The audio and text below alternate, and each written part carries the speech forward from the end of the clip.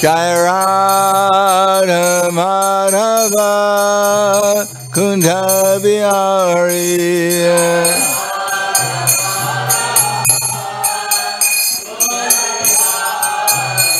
Gopi Jana Vallabha Giridharadhari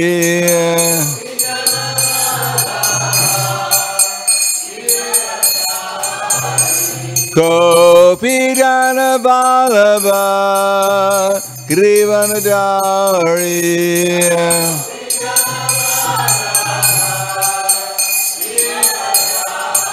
Yasodanandana Braja Janaranjana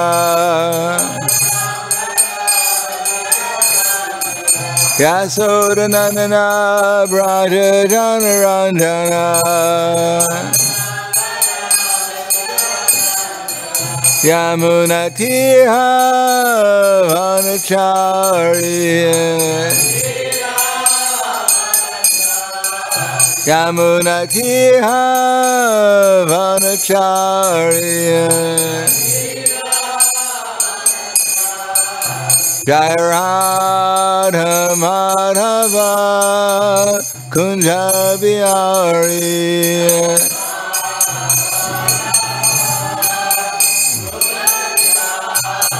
Jai Radha Madhava Kunja Bihari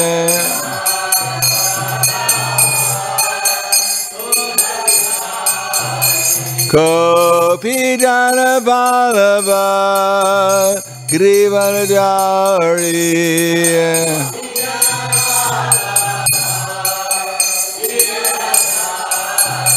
Gopi Jana Vallabha Giridharadhari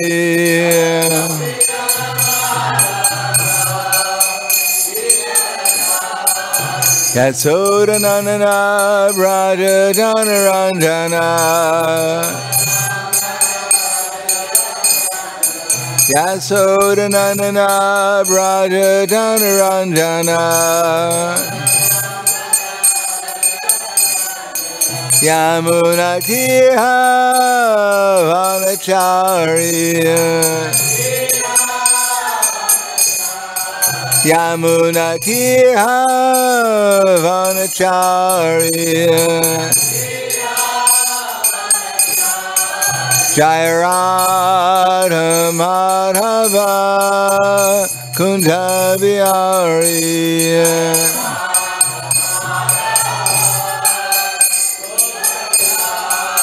Jai Radha Madhava Kunja Bihari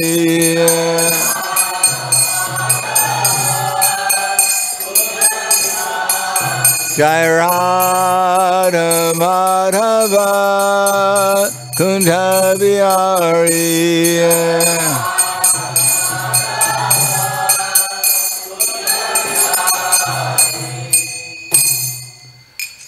Jai Om Vishnupad Paramahansa Prabhudakacharya Asatara Satu Shri Sriman His Divine Grace Sri Bhaktivedanta Swami Raj Srila Prabhupada Ki Jai Gaur Premanande Harival Glorious to the sound devotees All glories to Shri Guru and Shri Gauranga Namo Vishnu Padaya Krishna Prasthaya Bhutaya Srimate Bhaktivedanta Swami Dhamane Namaste Saraswati Deve Gauravani Pracharane Nirvishesha Srinivadi Paskyatyade Sadharane Om Ajnana Timirandasya Gananjana Salakaya Chaksur Militam Yena Tasmai Shri Guruve Namaha Shri Chaitanya Manobishtam Stapitam Yena Bhutale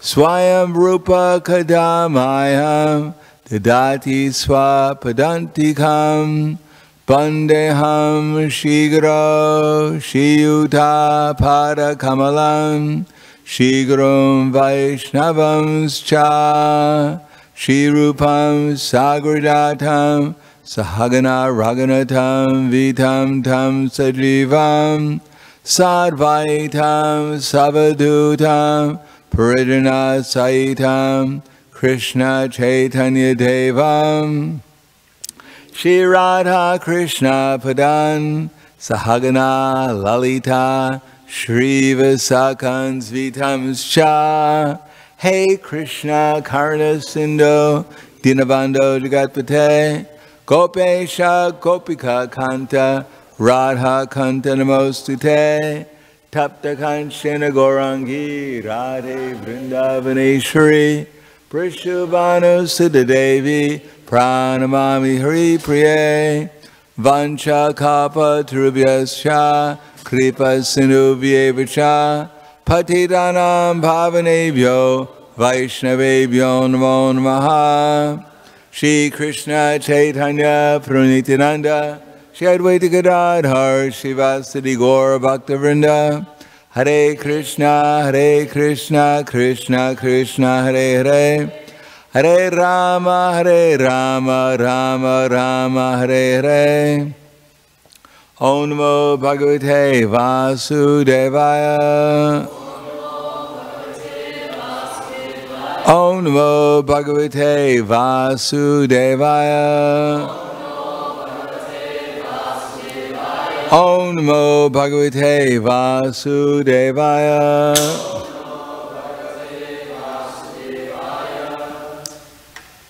Oh, it doesn't even go on. So reading from the Srimad Bhagavatam. Sure, it's nice to have it on.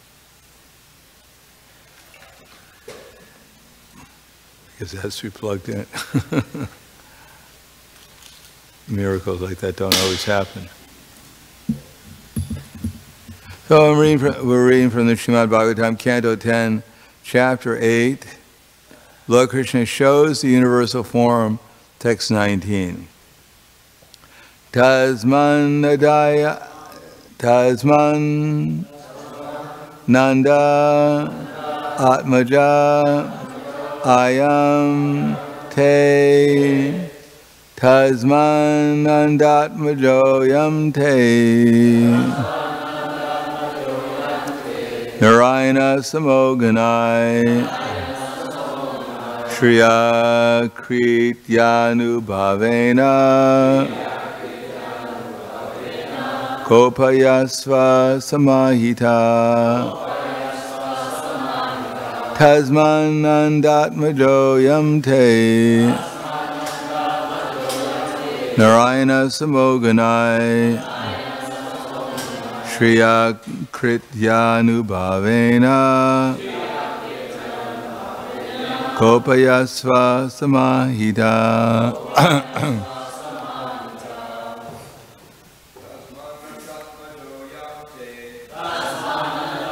Yam Te Narayana Samoganai Shriya Krityanu Bhavena Ayasva Samahita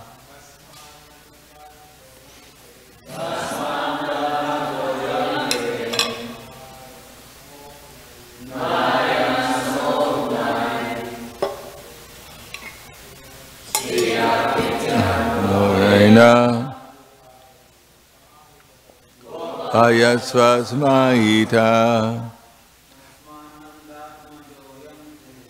Smatmanatmayo Yam Te Narayana Samahita Shriya Krityanu Bhavena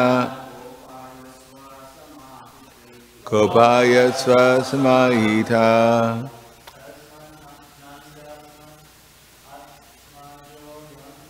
Tasman Nandatmajo Yam Te Narayana Samoganai Shriya Krityanu Bhavena Kopayasva Samahita. Ladies. Tasman Nandatmajo Yam Te Narayana Samogunai Shriya Kitranavavena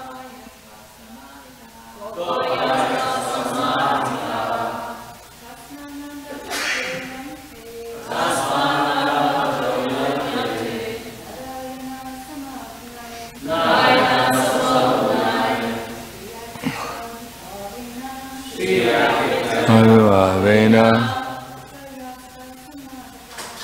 Vayasva Samahita Tasmat. Therefore, Nanda, O Nanda Maharaj,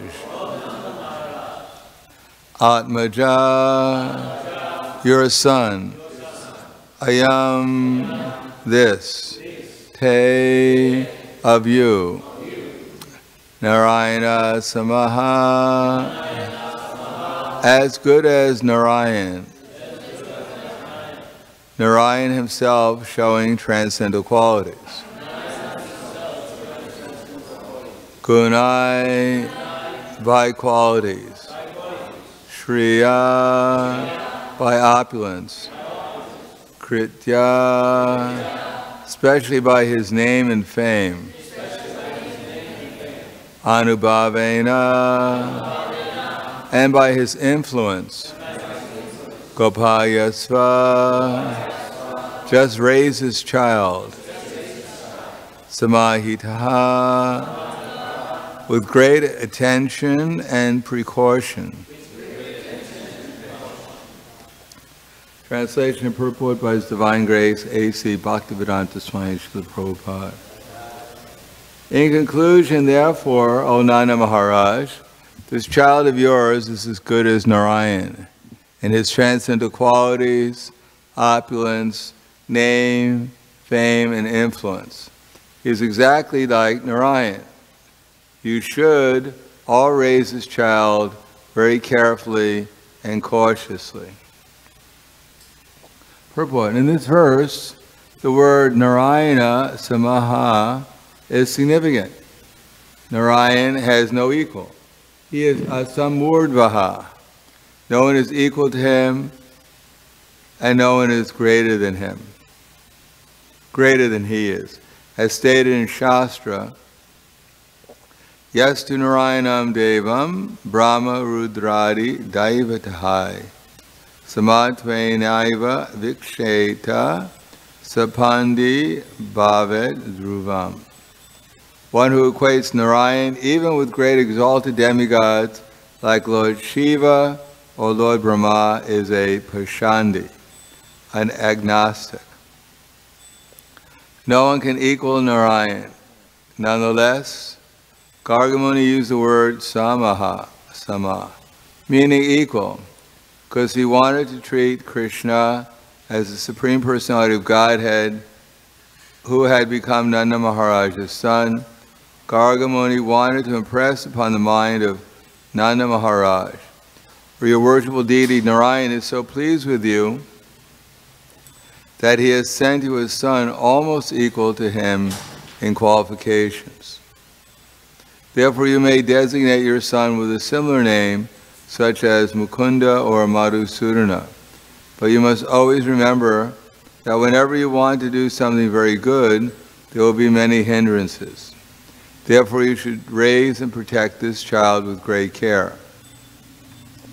If you can protect this child very cautiously, as Narayan always protects you, the child will be as good as Narayan. Gargamuni also indicated that although the child was exaltedly qualified like Narayan, he would enjoy more than Narayan as Rasa Vihari, the central enjoyer of the Rasa dance.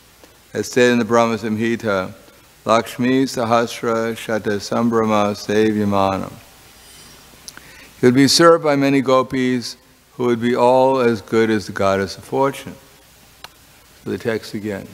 Tasmanandatmajo yamte narayana samoganai shriya kritya nubhavena upashyasva samahitaha. In conclusion, therefore, O Nanda Maharaj, this child of yours is as good as Narayan. His transcendental qualities, opulence, name, fame, and influence is exactly like Narayan. You should all raise this child very carefully and cautiously. Namo Vishnu Padaya Krishna Prasthaya Bhutale Srimate Bhaktivedanta Swami Namane Namaste Saraswatundeve Gauravani Pracharane Nirvishesha Srinivadi Paskatyade Satarne. It is said that Krishna has many energies, Parasya Shaktir Vividaiva Shriyate Swabhaviki Jnana Bala Kriya Cha. But one of the energies is the illusory energy, and the other is the spiritual energy. But they both put the living entity into illusion. One spiritual illusion and one material illusion, especially when we're dealing with the residents of Goloka Vrindavan. Just like presently, the conditioned souls are under material illusion.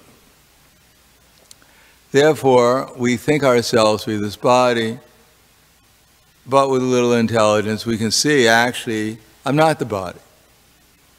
But still we act like a body anyhow, or mind. So that's the power of illusion. Although with our intelligence, we can understand that my body is changing, but I myself within the body are always the same. Still we continue to misidentify ourselves with the body, although we know we're not the body. So that's called Mahamaya.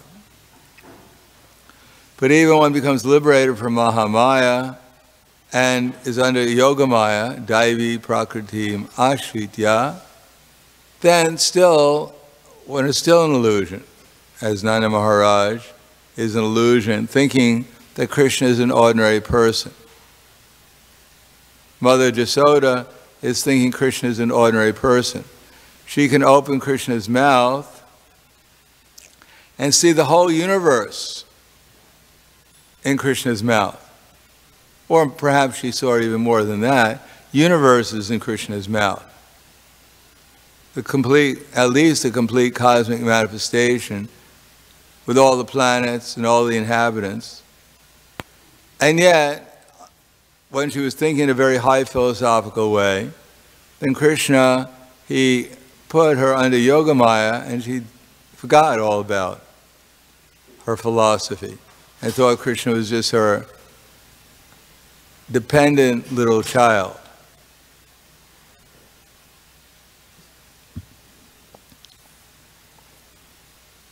Therefore, we can determine which kind of illusion we want to be in, spiritual illusion or material illusion.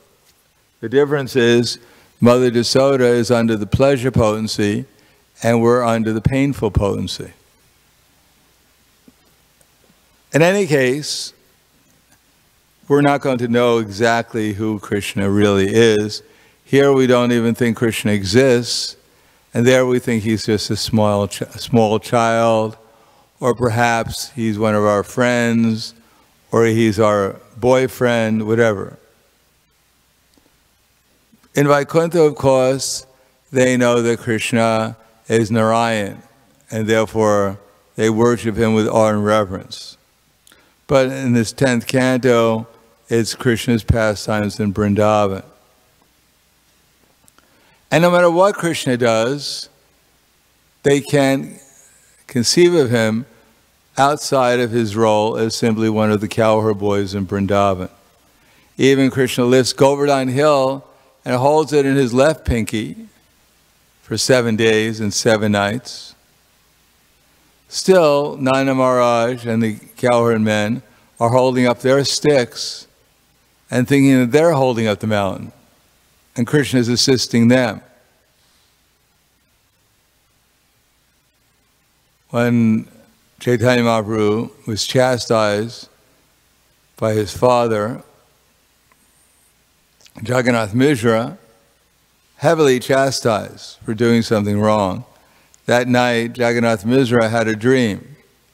And in the dream, one Brahmin came and told Jagannath Mishra, "My dear Jagannath Mishra, there is no need to chastise your son, Nimai, because he's self-effulgent. He knows everything. there's no need to tell him to do anything. Jagannatha Misra said, whoever you may think my son is, still he's my son, and it's the duty of the father to instruct the son. The Brahma said, you don't seem to understand. Your son knows everything. There's no need to instruct him about anything. No, you don't understand. He's my son. And whoever he may be, it makes no difference to me. It's the duty of the father to instruct the son. See, he did something wrong. It's my duty to instruct him. So all night long, there was an argument going on in Jagannath Misra's dream. And then at the end of the night, when Jagannath Misra was ready to wake up, the Brahmin left very happily, having the association of such a pure devotee as Jagannath Misra.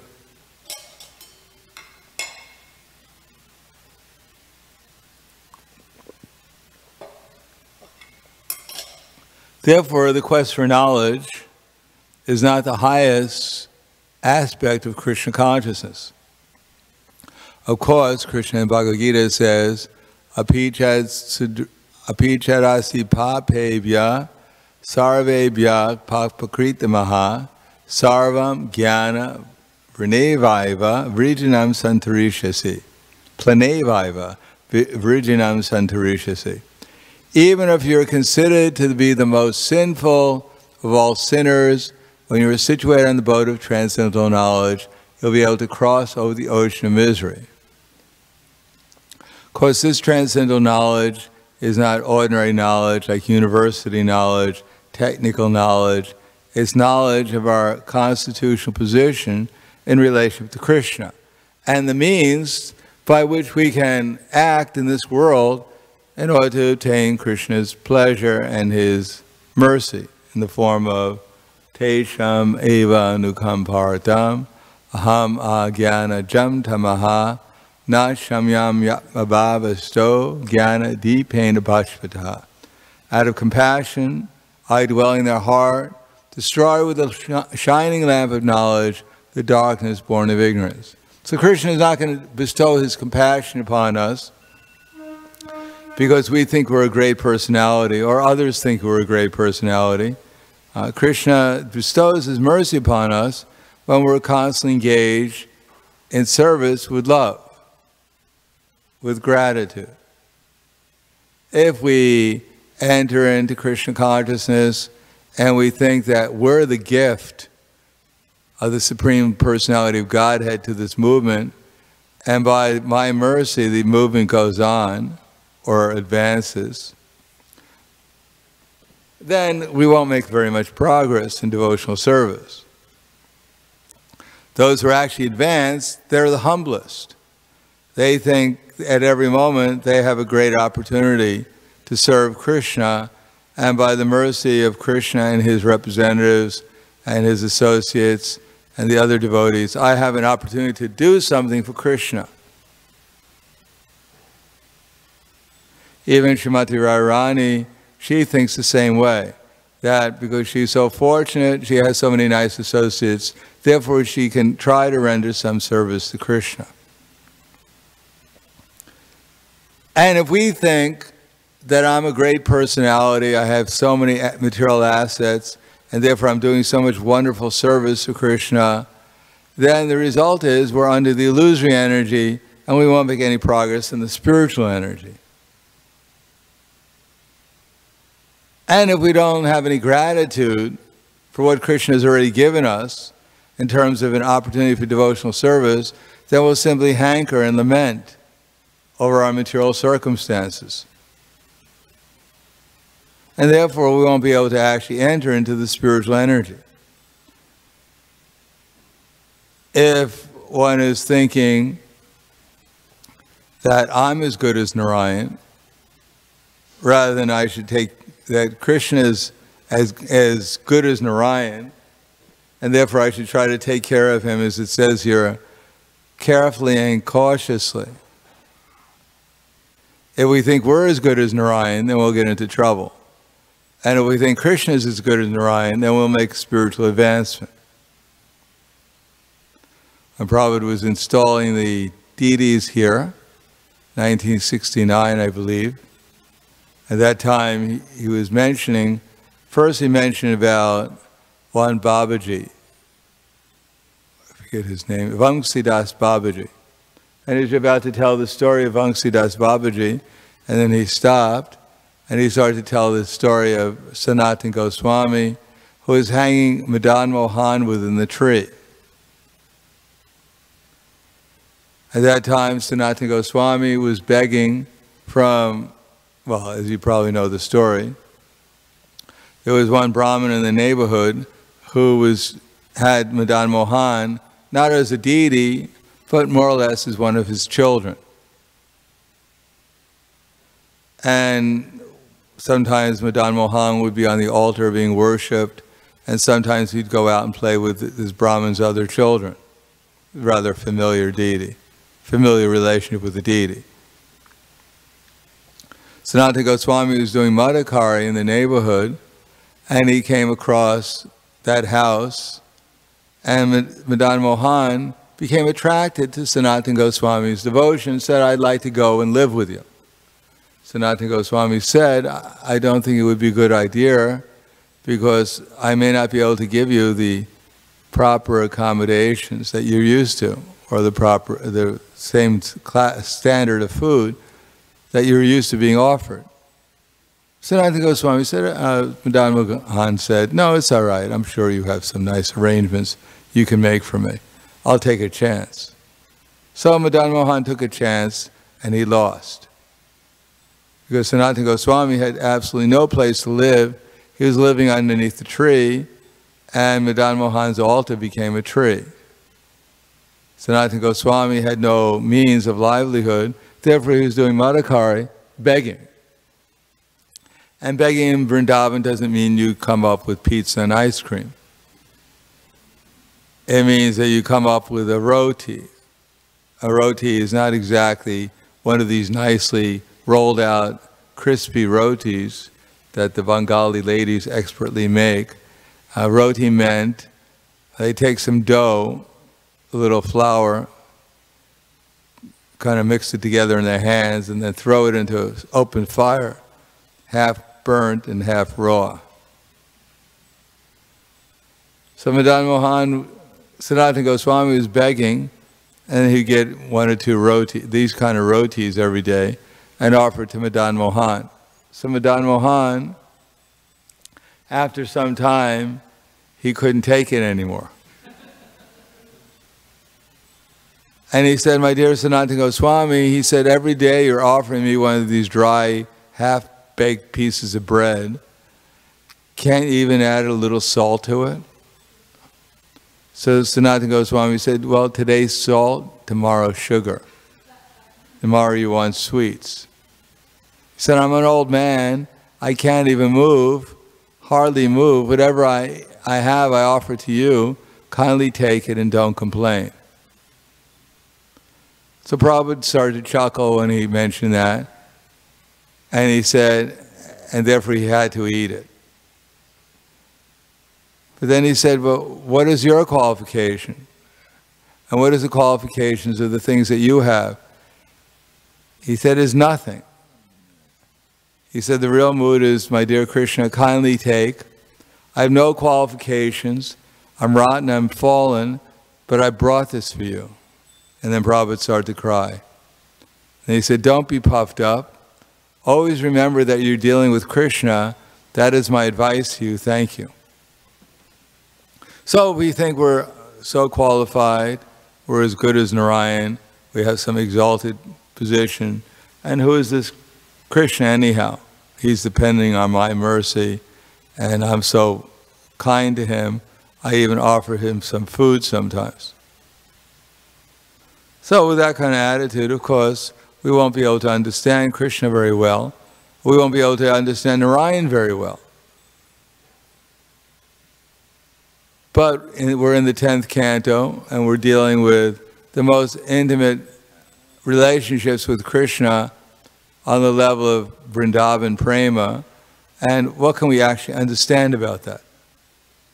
Unless one is actually on that level, how can we understand the mood of the residents of Vrindavan when Krishna can lift up a hill with his left pinky, hold it up for 7 days, and it doesn't at all disturb the mood of the residents of Vrindavan towards Krishna. He remains for the cowherd boys just another one of their friends. For the gopis, he remains a beautiful young cowherd boy. For the parents, he remains a dependent child. But we're reading this, so all we can do is offer respects to this description and realize that in our position, we can't even understand that we're not the body. What to speak of understanding what the mood of the residents of Vrindavan is towards someone we're not even aware of, hardly aware of.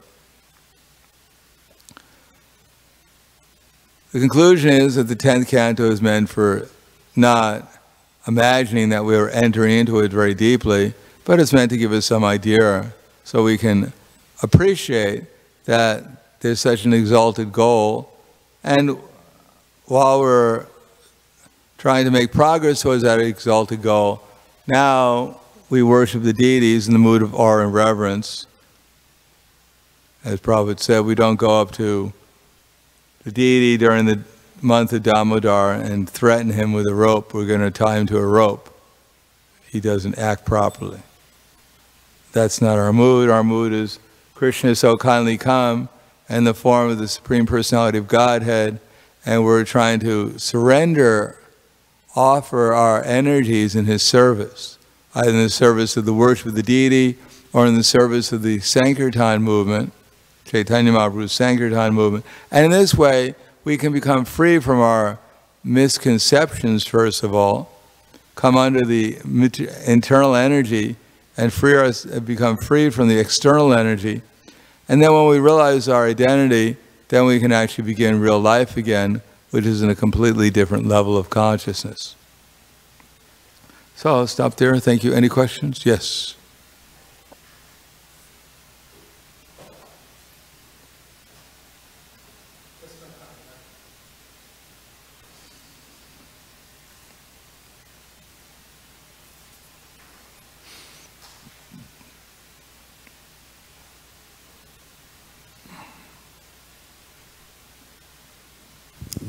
Thank you, Maharaj, for a very nice explanation of the mood of the residents of Vrindavan. How to deal with, when you travel in India, as you do, we all do sometimes, we come across personalities who live there and seem to be in that mood, but when you examine their lives, they don't seem to match. In other words, they do what you just said. They will threaten the Lord with a rope that they're going to tie him up because they think they're on that exalted position, but when you look at their daily lives, it's not like Mother Yashoda or Nanda Maharaj. So how do we, as devotees in ISKCON, we're traveling in India, we come across people like that, how to interact and how to deal with them. You don't want to chastise them, tell, oh, you're just a Sahaja, but at the same time, you don't want to be foolish enough to think that they're actually on the level of Mother Yashoda and Nanda Maharaj. Lord Chaitanya told Jagannatha Pandit, when he went to Vrindavan, he said, don't mix with the residents who are there very much. Don't mix with them. He said, just stick with Sanatana Goswami. He said, the residents there are on a different type of consciousness, a different vision, and it wouldn't be very helpful for you to mix with them. So we respect people within our minds, but we don't very intimately associate with them. Neither we're going to change them. All we can do is agitate them and agitate ourselves.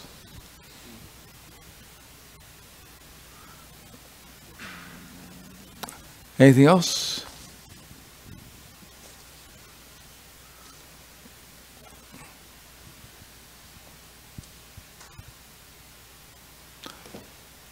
All right. Thank you very much. Grantaraj Srimad Bhagavatam Ki Jai. Srila Prabhupada Ki Jai. Gaur Premanande.